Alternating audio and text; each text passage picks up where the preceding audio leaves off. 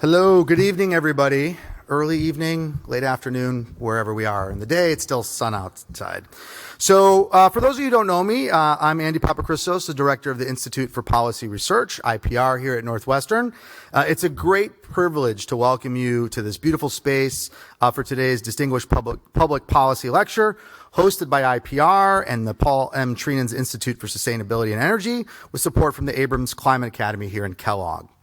So for more than 20 years, IPR's distinguished lecture, which you're here today for, has provided a forum where leading thinkers, both scholars and policymakers, share their insights on the most pressing issues of our time.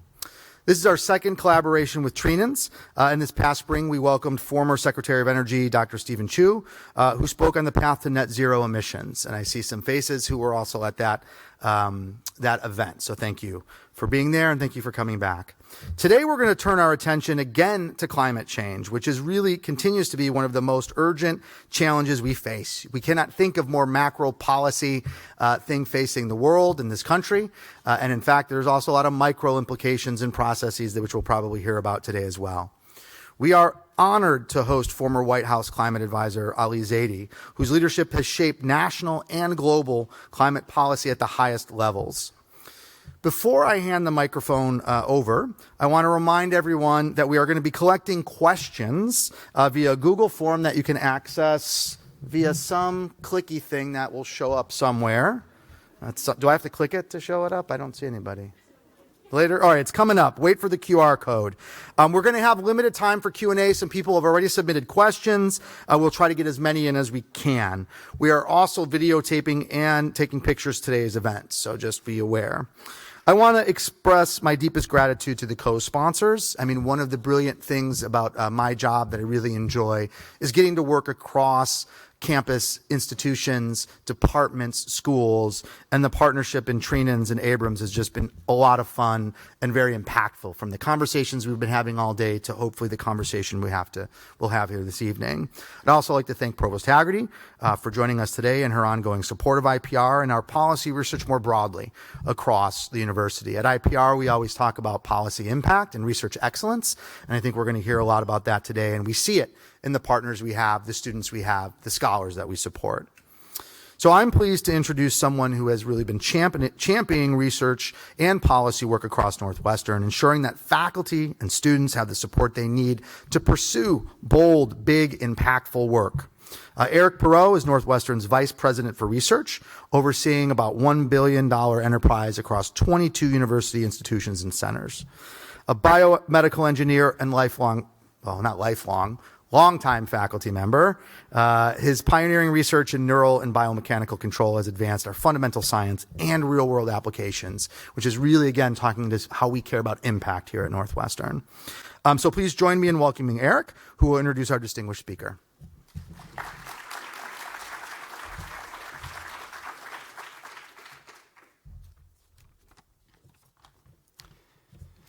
Good evening, everyone, and welcome to today's Distinguished Policy Lecture. It's really my pleasure to be here to introduce Ali Zaidi. But first, I'd like to stop and thank our sponsors of this event.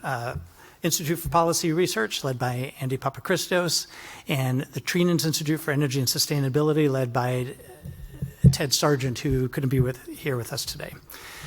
In addition, there's great support also from the Abrams Climate Academy. And as Andy pointed out, one of the things that Northwestern does fantastically, and which is emphasized or highlighted by today's event, is it brings people together from across disciplines to tackle big questions. A lot of this work, this interdisciplinary work, happens in our university research institutes and centers, or we usually refer to them as URICs. Our URICs are engines of interdisciplinary excellence. They always span multiple schools and bring together faculty with different perspectives to tackle problems relevant to society.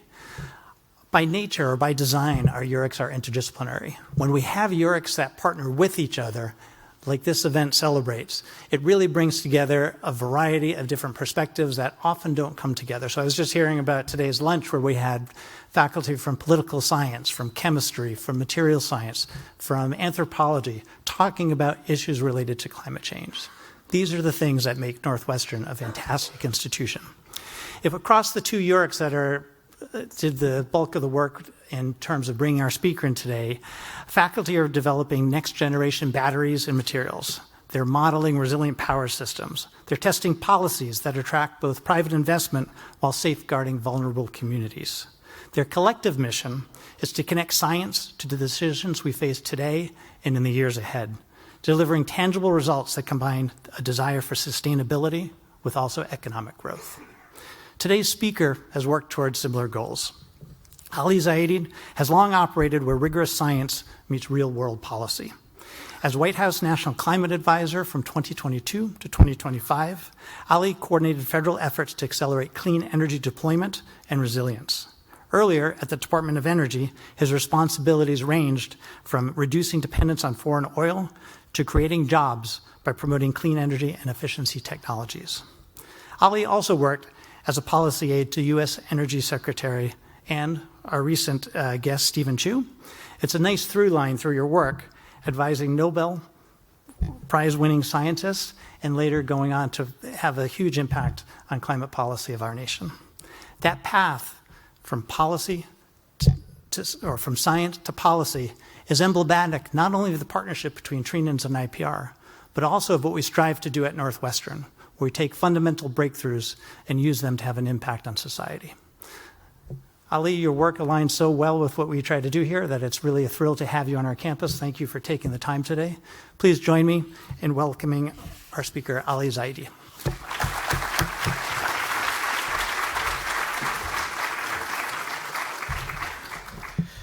It is fantastic to be here and hearing about Steve Chu, your last speaker. I had to read an email exchange that I had with him in April. I was headed out to California. I sent Steve a note and said, hey, I'm going to be on the Stanford campus. Can you meet up? And he wrote, sorry that I won't be able to see you tomorrow. There is an all-day off-site event where a number of people will be discussing the foundation models of the physical universe. Sorry, I love Steve Chu, and that is iconic. Today's presentation will be, I read that only to say today's presentation will be very different, but hopefully you walk away having learned something. I certainly know I will. So let's start with the doom and gloom part of climate change so that we can dispense of it. The costs of climate change are rising dramatically. In economic terms, we're talking about hundreds of billions of dollars annually spent on disaster aid. If that weren't bad enough, we've actually stopped collecting this data as a federal government. And perhaps more poignantly, this is the way I process it, is that beyond the big storm events and their economic impacts, both local and on the macroeconomy, people are hurting. This is showing up in communities all across the country. This is a picture from Asheville, North Carolina, which was supposed to be a climate haven. But the reality today is those costs mount and the impact becomes more far-reaching. There's no place that's too far north to feel the impacts of extreme heat. There's no place that's too flat to be impervious to wildfire risk.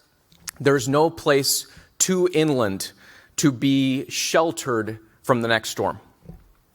But in all of this, there is a massive opportunity for us to promote well-being, prosperity, a coming together of our communities. In particular, I think this is a moment that sets the stage for us to continue the drive to ensuring clean air and clean water, a drive that the United States has been on through Democratic and Republican administrations, advancing historic laws like the Clean Water Act and the Clean Air Act over the course of decades. This is our opportunity to bring economic development and uplift. My big thing is this is not just a chance to put steel in the ground for a solar panel. It's a chance to put steel in the spine of communities that have felt knocked down over decades of disinvestment. It's a chance to create good-paying jobs, back in the day when I started my work in the Obama administration, Van Jones, who was the green jobs czar, had the very unenviable task of going around and preaching a field of dreams. When you talk to people about green jobs back then, they'd say, hey, I don't want a green job, I want a real job. But today, we're seeing those jobs show up in a big way, and they're delivering family-supporting wages, and that's a big deal both for the microeconomics of the family that's supporting and for the macro proposition that clean energy represents. We are injecting a new political economy into the drive to reduce emissions. And finally, we've got a shot to lower energy costs, which is something I'm going to come back to because that is front of mind here in the United States. It's also a chance to just have some fun. Me and a few friends of mine went on the roof of a multifamily housing unit. We put some solar panels up. Now those people don't have an electricity bill. That's pretty awesome.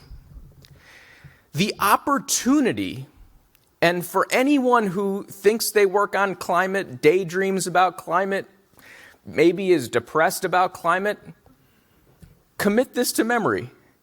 The emissions don't come from one place, they come from a bunch of different sectors. We need solutions in all of them. So if you work in housing, for example, you have an opportunity to be for housing that is built out closer to where people work, so they don't have to drive a bunch of distance. You could be for helping upgrade a bunch of housing that's in disrepair, lowering the costs of ownership, helping that family on a fixed income. You could be working on housing, you could be bending the curve on buildings. In transportation, so much opportunity. It used to be that we're just pulling on this incredible opportunity that's been unleashed in electric vehicles, right? Battery costs over the last decade and a half have come down 80, 90%. We've, in certain markets, achieved cost parity internal combustion engine to the electric vehicle, approaching sticker price parity. And what we're seeing now is those opportunities are expanding in the sectors within transportation that seemed impossible to decarbonize. When people think about 2025, they don't think about global climate action on the move. But this year, the countries of the world came together and decided to put a carbon price in place for the shipping sector. So hard to decarbonize. And the Trump administration, the first couple months, advanced a loan that was begun in the Biden administration, took the baton, carried it forward to produce sustainable aviation fuels in Montana. So we have the technologies and the tools in each of these sectors, and we should be pursuing them all with vigor. The other piece of this, when you open up your aperture, right, you start looking at the opportunities in nature and in agriculture, in buildings and in transportation, the thing you realize, all of these dots are clean energy investments across the country. The opportunities everywhere. And again, we go to that political economy. We can enlist people in reinvesting in this trend and trajectory if they're able to connect the dots, understand what's driving this economic opportunity that's showing up in their backyard. Globally, folks are definitely doing this. We see a massive capital expenditure rebalancing away from fossil towards clean energy because it's the cheaper form of energy. It's the more efficient form of energy. Think about all of the thermal energy that is lost by combusting a fossil fuel and then pushing it into the system. We save a bunch of that lost value by switching to electrification, and that's exactly what countries the world around are doing.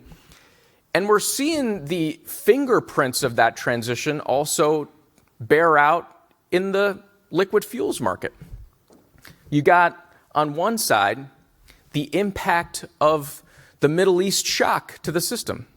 This is a scenario when we sat around at the White House, we talked about what is the massive geopolitical risks that could send the energy markets soaring. A hot war in the Middle East is pretty much at the top of that list. But prices went up. They came back down because the global markets oversupply. And if you think about what's going on, Bloomberg's analysis, in terms of where smart money's placing their bets, they're increasingly shifting from going long on hydrocarbons to going short. So there's a big transition taking place. This is when I was a little bit younger. I'm the one over here, just in case anyone's wondering. The other shift that we have to pay attention to is the shift from a fuels world to one that's more and more obsessed with materials, right? So this drive to a system that's driven by electricity and electricity produced by clean energy is one that is more and more reliant on minerals. This is us flying to North Carolina State back in 2012, recognizing that we were behind on semiconductor research. We made some progress there. We focused our national energy, our brain power, on reclaiming the mantle on a critical technology. And we've got to do that again in the race for the materials that will power our future. There's a TLDR to a otherwise noisy slide. And the TLDR is that the Chinese government has made it a North Star to build a competitive moat around the materials and the refining to really control the direction of where this clean energy economy goes over time. So I was doing the good news, but here's the complexity on the other side. But there's a way out of that as well. Some of the researchers I met today are digging into circularity, how we put these materials back into use. There's a plant now at $1 billion scale in the United States. It's able to take an old battery and grab 95% of the minerals out of that, put it back into circulation. We need more research like that because the reality is, the economist at least predicts, that we'll achieve the extraction need probably within a decade or two. The question is, who's going to be driving the circularity? So, energy security, critical to climate security, mineral security, critical to energy security, and the future of this entire system definitely going to be circular. The question is, are we going to be on the ride, or is someone else going to be driving the train? The other big question, other than what raw materials are coming into the system, is where are the factory floors for the future? One of the daunting things for me is when you look at some of the industries that have really defined the U.S. economy. We're in the Great Lakes region. You're in the shadow of an auto sector that really has been a pioneer of critical technologies over the course of decades of business model innovation, of operational innovation. That auto sector is lagging behind on the technology of the future. China went from manufacturing 1 out of every 10 vehicles sold in the world to 2 to 3, and now to 4 of every 10 vehicles sold in the world is manufactured in China, and almost all of those vehicles are electric. And increasingly, Europe has no auto industry. They're seeing a diminished competitiveness on the continent, working through new models around joint ventures and others to see if there's some way to give float to what feels like a sinking cause. And in the US, we've taken a tactic of building a very high fence, but what's inside of that fence? Inside of that fence, if there's navel gazing and rent seeking on the blockbuster video of yesterday, there's only a matter of time before people turn you off and Netflix makes it over the fence. And I think that's the big question that we need to grapple with. So as we think about the trajectory we're on, sure, the good news is clean energy scaling. Good news is globally and in the United States, private capital is moving in the right direction. Bad news is there's some real geopolitical risk underneath that. And the U.S. is wavering on its commitment to host sufficient or substantial industrial capacity in the economy that defines the future. And it's not just economics. One of the last trips I took with the president was to the G20. I was sitting there on the margins listening to all the world leaders, and all of them at an economics convening, right? The world's biggest economies.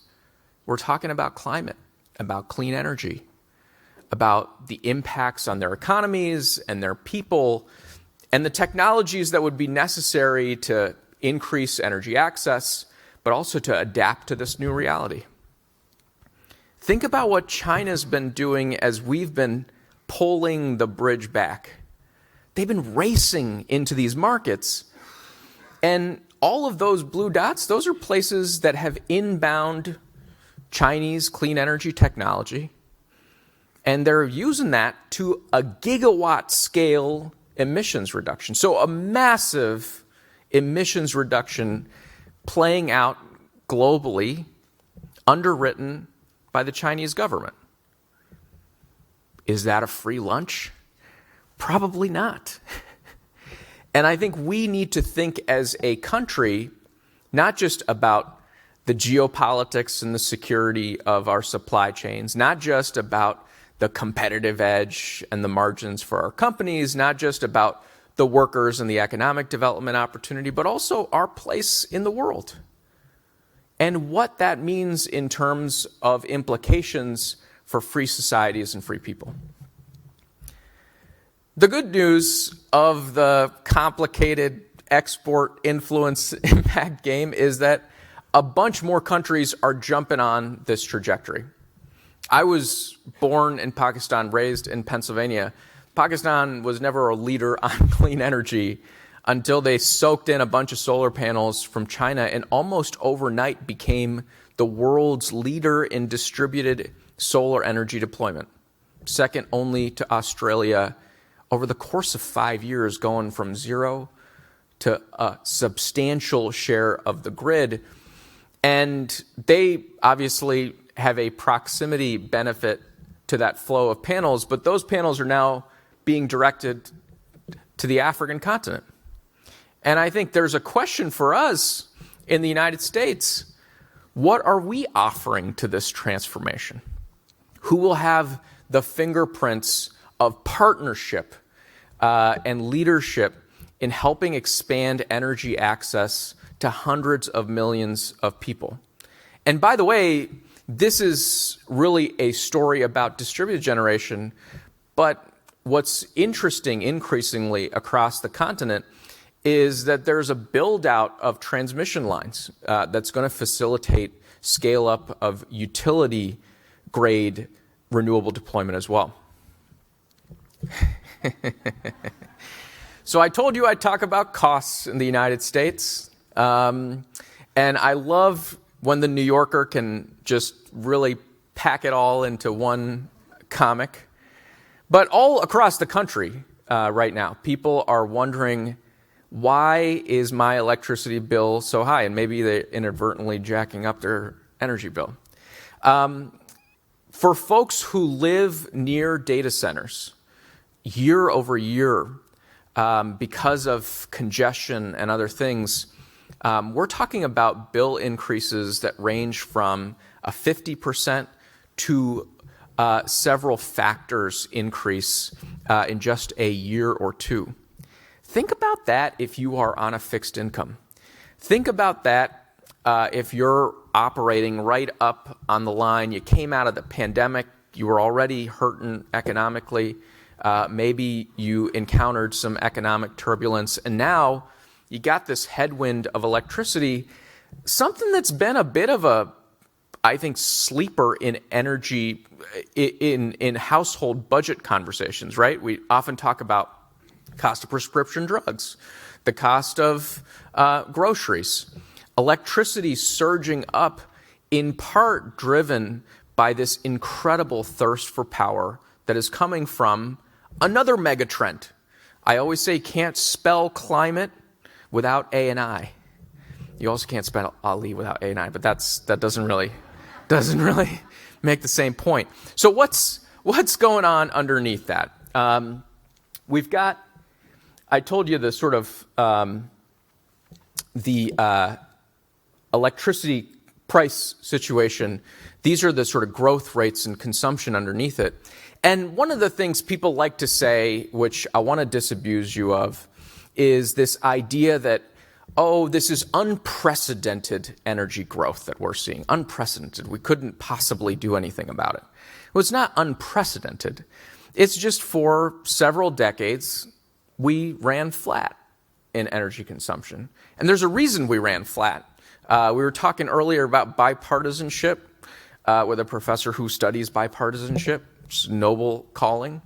And one of my friends worked very closely on the bipartisan legislation during the George W. Bush administration that I've now spent 2 administrations trying to implement around energy efficiency. How we make our appliances more efficient, how we make our buildings more efficient, how we make our cars more efficient. So that's the reason we stayed kind of flat. And now, for the first time in several decades, we're going back up. But this is something, especially before World War II, we're pretty accustomed to it. This is something we can do. So if you have climate doomer and you shook that off because of my first few slides, then maybe it wasn't a very bad case of the doomer. But if you're sort of gloom and doom about our ability to meet the moment on providing the electrons needed to win the AI race, don't be. We can solve this. They're driving demand. There's been a lot of capital announced. But one of the things that I'd keep in mind underneath the capital, this was a great Wall Street Journal front page, and I want to do the front page to click through version of this story because it tells you a lot about how the coverage is going. Not picking on any particular paper. So the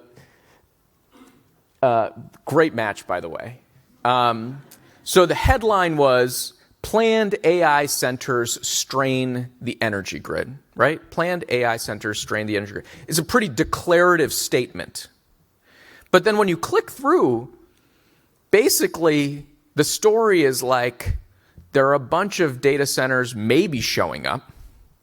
They might be double counting. There's hype. We don't really know how it's going to pan out. You guys are all analytical, rigorous folks. We're at Kellogg. That's no way to plan a system, right?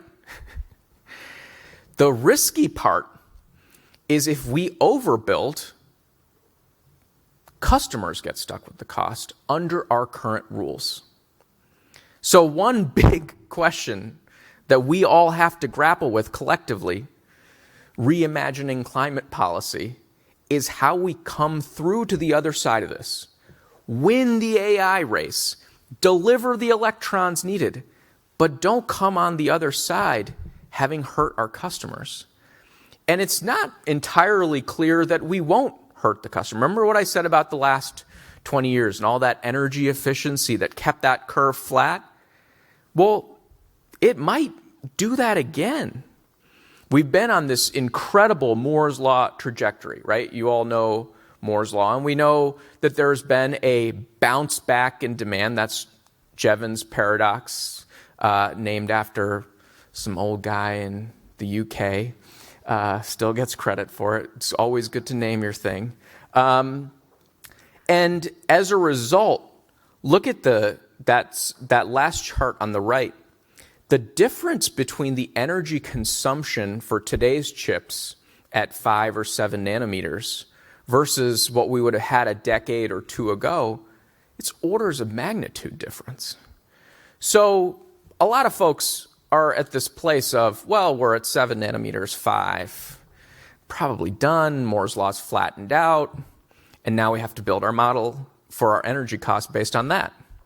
Well, this is another place where universities can make a really big difference. There's a whole 2D dimension to chip manufacturing that a lot of folks are pursuing, and if we hasten, we might be able to continue to bend this curve. And just as a sidebar, because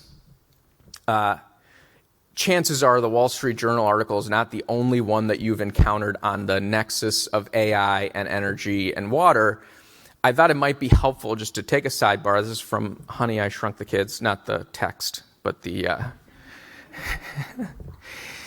So we've got these transistors. They're the workers on your chip, right? I'm sorry if I'm dumbing it down for the really wonky people, but for everybody else, you're welcome.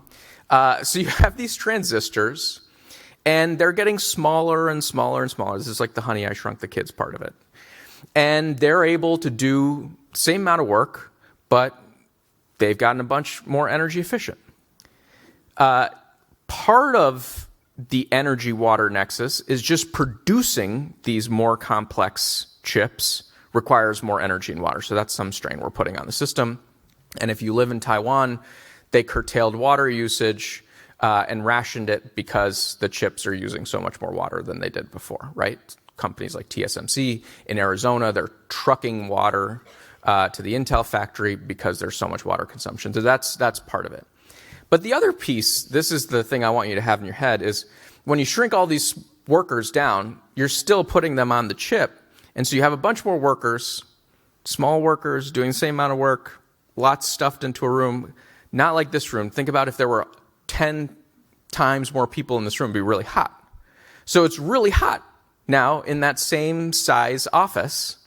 And so the consumption of cooling goes way up. And we went from essentially air conditioning this room to passing little pipes of water over your head.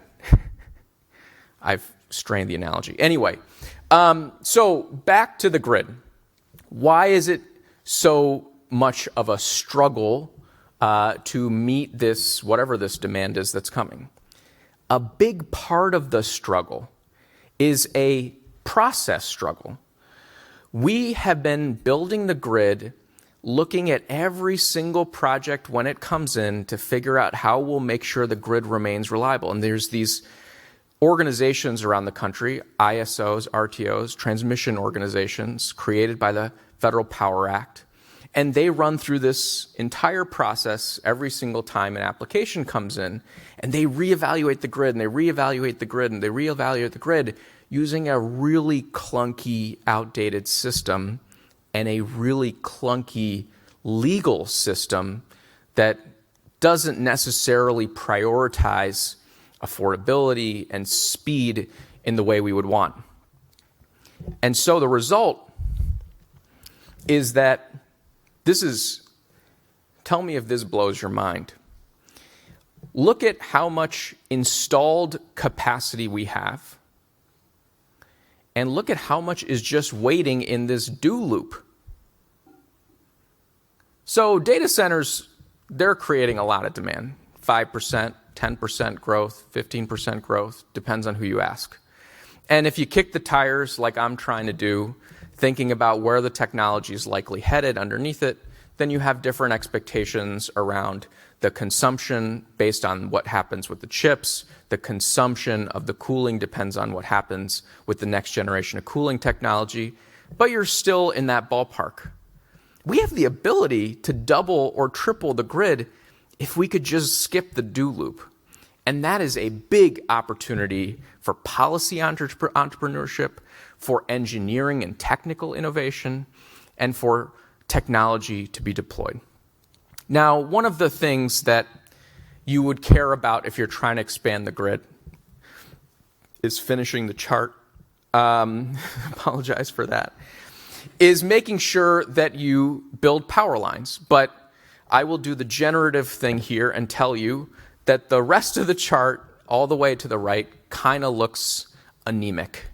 And, some of us have gotten out there, turned the dirt on power lines. That one got built. But we're still nowhere near where we need to go.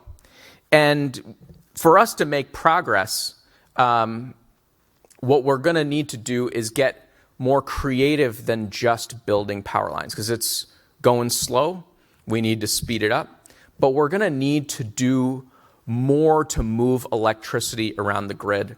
And I want to give you 3 things to think about, and then we'll move off this topic. The first is we can raise the speed limit of the grid, right? So we've got all these lines, some of which can, call it, take 65 miles an hour, some of which have potholes on them. They can only go 40 miles an hour. But we have a stapled speed limit across all of them. So through something like a dynamic line rating, we move the electricity as quickly as it can be moved. So raise the speed limit of the grid. Pretty simple concept. And now we have the technology and frankly, the AI technology infrastructure to be able to do that more effectively. Not being done. The second is to just add more lanes to the highway, which is not good climate policy for transportation, but for the grid, it is excellent. And there are plants all across the Midwest that are tooled up to make the next generation of conductors. So permitting, hard, not in my backyard, a real thing. But if there's already a transmission line, restringing it with something that's got more lanes to move more electrons, very easy. We just got to make the economics work. Always easy. And then the third is you've heard about batteries, and you've also heard about the rollback of the Inflation Reduction Act. Yes? The Inflation Reduction Act was amended by the beautiful something bill, OBBA. When it was, the battery tax credit was essentially not touched. So you can get somewhere between a 30% to a 50% tax credit to deploy batteries on the grid. That's massive. So it does its obvious thing, which is just store the energy. But think about the second order effects of that. First, it can help you with congestion. So you have choke points on the grid. You can smooth it out by putting storage as a transmission asset. The second big thing you can do is enhance the value of the solar and the wind by just making sure it's not curtailed or lost when you can't move it around. So transmission, good. Interconnection reform, necessary.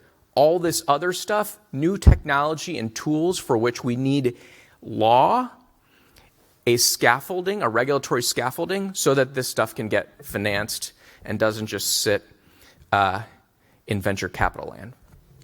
2 other points on electricity, and I will move on. The first is the data center boom is doing something cool. So for all of you who maybe are, dyed in the wool, like advocate fighters, and you're like, they're raising our rates, they gotta be bad. Hold your horses.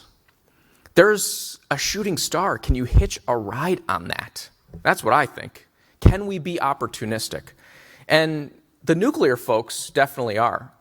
Last year, the administration, I went to this facility that had been shuttered, the Palisades nuclear facility on the western coast of Michigan.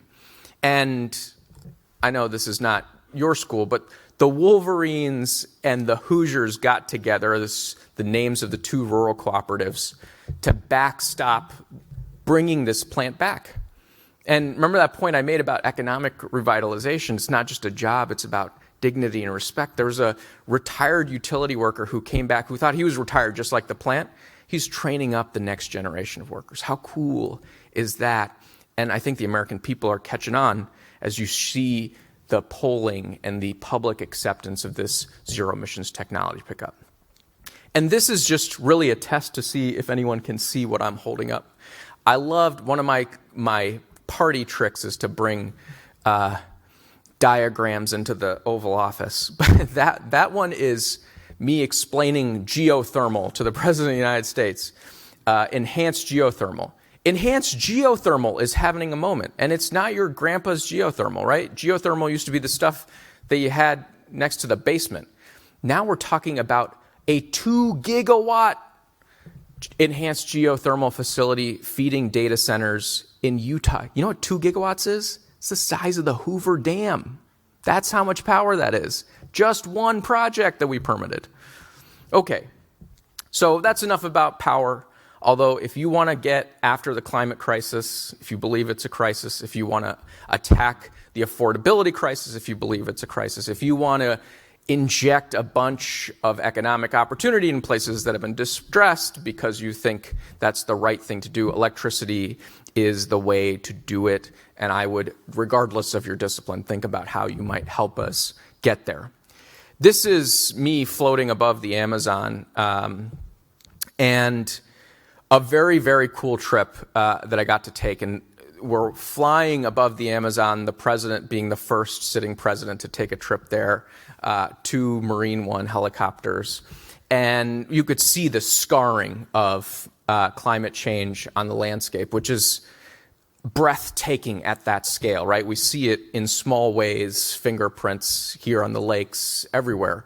But to see it on the lungs of the earth was pretty jarring and magnificent. What was remarkable to me was what I saw on the ground. So I met with indigenous leaders who were, through a combination of small sats and big sats, and data processing of the next level, big data processing, and AI underpinned analysis of that big data, were able to pinpoint where the illegal deforestation was taking place and show up and stop it. And again and again and again, they had taken this satellite plus AI technology and stopped billions of dollars of devastation. So yes, it's having an impact. Yes, it is. But we also have a whole new set of tools. An AI-enabled monitoring system that allows us to maybe finally underwrite the carbon value of this stuff to make it an investable commodity, to empower indigenous communities who've been left behind time and time again. The other place I would really want more attention and focus is how we use AI to reduce the retail friction around some of these technologies. How do we make sure that we're doing a better job of listening to people when they say the technology is not working for them or that they're scared of it? I think it's really important. This is my moment of truth piece of this lecture. It's really important for people in public policy, in the academy, to not become single-minded advocates for a solution, but to be flexible, iterative, if I may, neutral, pursuing a North Star. And that's kind of hard to do when you're trying to deploy millions of different systems to reduce pollution around the world. But now it's a lot easier to do. So we should do it. The third big place I'm excited about harnessing AI, right? So we've been talking about AI as potentially a headwind. Harnessing AI is to transform our approach to heavy industry. So for so long, when we've looked at steel and cement and aluminum, we've been consigned. It's too hard to decarbonize. When the Obama delegation went to Paris, we set out our big target. We left 15% of the emissions in the United States untouched in the decades ahead because we just really couldn't wrap our arms around how you would possibly crack open heavy industry. That's been a challenging issue for us all this time. And as we look out in the projections over the next several decades, heavy industry will become the biggest polluter in the world. We can tackle that. But the way we do it is going to require us to harness that same technology, to be able to see the carbon molecules as they cross in the free trade between nations, right? We need to be able to measure how much CO2 is in that ton of steel and then track it, make sure people aren't circumventing. And if we do, if we create a truly level playing field, We've got the technology to do the work of decarbonization. People here at Northwestern are literally working on it. So there's some students here. You can tell because they were younger. I love being on college campuses because the amazing thing to me is that in the face of so many reasons to be despondent, can you imagine if someone 4 decades ago was like, your house is going to be on fire, and then the people in charge just didn't do anything about it? And now you're inheriting this massive deficit? You'd be really angry. You'd be despondent. If you lived in Asheville, North Carolina. In the December before I left office, I met a young woman from Asheville, North Carolina, whose family had been knocked down, her community had been knocked down. She decided to enlist in national service to give back, to boost the resilience of her community, to make sure that they were less vulnerable in the face of the next storm. That's the hopefulness that I see every time I'm around young people. And so, if you'll indulge me, just a drop of advice. The first is, it is an immense luxury to be here. Not just because it's gorgeous and you get to stare at a great lake, but you're surrounded by brilliant people and you are surrounded by opportunities to master the details. So get behind the wheel of the thing you're trying to steer a different direction. That's an electric locomotive in Erie, Pennsylvania. Get in the water, get dirty, get messy. Present your findings, get stress tested on your convictions. And then get some practice making the case. It's going to look a lot different when you're doing it, probably, my guess. But it's an important skill. All of that bottom lines to one thing. At this moment, when it feels a little bit daunting, maybe we're sliding in the wrong direction. The last such lecture ended with a clip from the Titanic, which I will not replay. I'm pretty optimistic because my conviction is that you will lean in, that you will engage.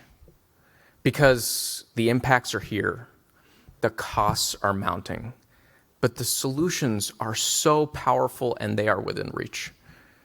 And we can get after them if we do it together. Thanks so much.